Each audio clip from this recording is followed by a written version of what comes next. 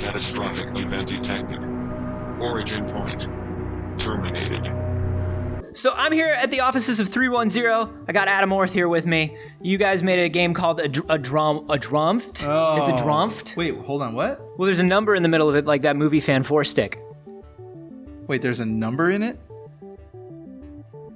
This is really exciting. This is basically, you are an astronaut that is kind of, you're on this space station, everything is gone incredibly wrong. You wake up floating amongst the debris of this destroyed space station. No idea what happened, how you got there. No idea what's going on. And you have a badly damaged EVA suit that's like slowly leaking oxygen. So your goals are just simply survive and get home. Mission date 8 July 2037. Hardiman Aerospace North Star 4. No remaining survivors. I absolutely love this for a few reasons. Number one, I love anything about space and dying in space and how space wants us dead. Yeah. And number two, man, does it work so well with how much control you actually have over yourself in VR. By the way, I hope you don't mind. I brought like $70 worth of astronaut food for us to eat. We should definitely try this. Wow. I mean, that looks disgusting. Yeah, we're going to drink it. We're going to put it in our bodies like Neil Armstrong. Well, cheers. Oh. It's garbage. Oh, it's terrible. It's not gonna... Yeah, this is disgusting. We actually made the game from the ground up to be played traditionally or in VR. It's really cool. I mean, you can move anywhere in any direction, which is not, new to video games, but it's really compelling in this package.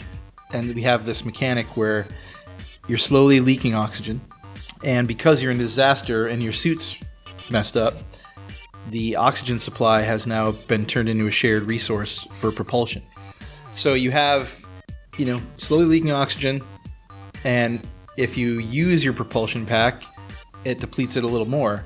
So you have to really kind of think about where you're going and use the natural motion that you have already.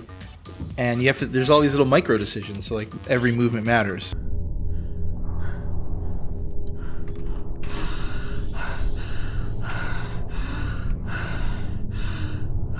The idea for the game basically came from just sort of a level of anxiety, right? Yeah, I mean, I had that incident on Twitter, and that was horrible for 1,000 reasons. Are those grapes?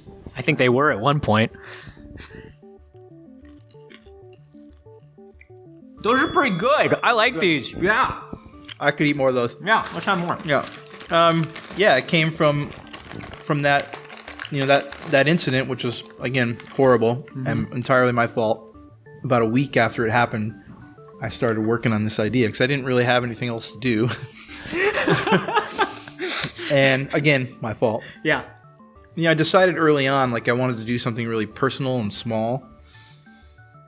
And when I started folding my current life experience into this thing, it became really compelling. It went from this would be a cool thing to make, to I have to make this thing. Warning. EVA propulsion system damaged. Oxygen repurposed as shared life support and propulsion resource. The moment the computer voice came up and was like, tying oxygen to propulsion system, I froze. I instantly froze because making the decision every moment between controlling your movement or moving at all or breathing is fucking stressful, man. I mean, we watch people play and they start breathing in rhythm with the character. As it increases, they start increasing too, and it's really cool watching people play it normally.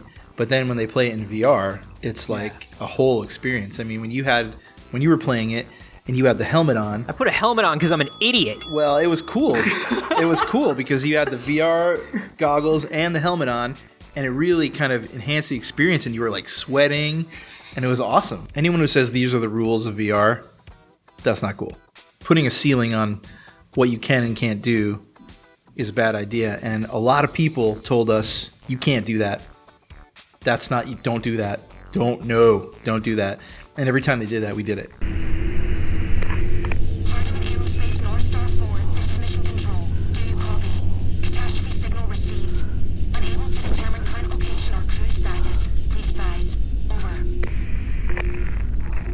You know, all the things that we've done for years and years as game developers, like, you know, just the simple action of like reloading a gun.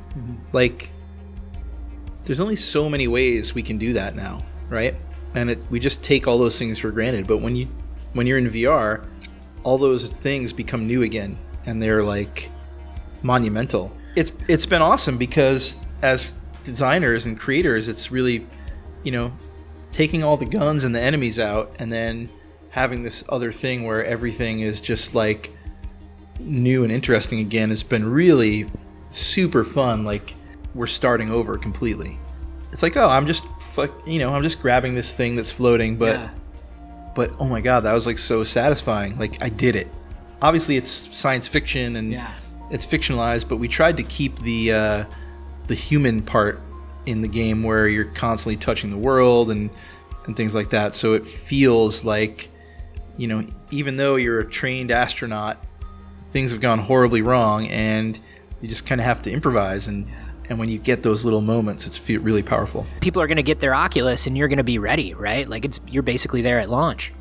Yeah, we're done. I mean, you know, it's going to be available on Oculus Rift, Steam, PlayStation 4, Xbox One, and some other things that we haven't announced yet.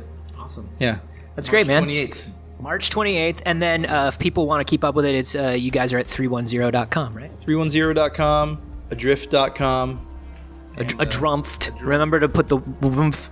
Yeah, and then 505games.com. Awesome. Thanks so much, man. Thanks, man. Appreciate it. Yeah, I don't want to be an astronaut. Between your game and the food, though.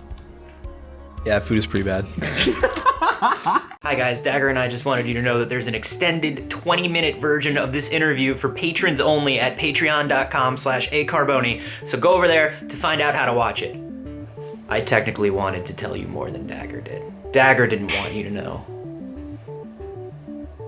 Because he's kind of a dick, I guess.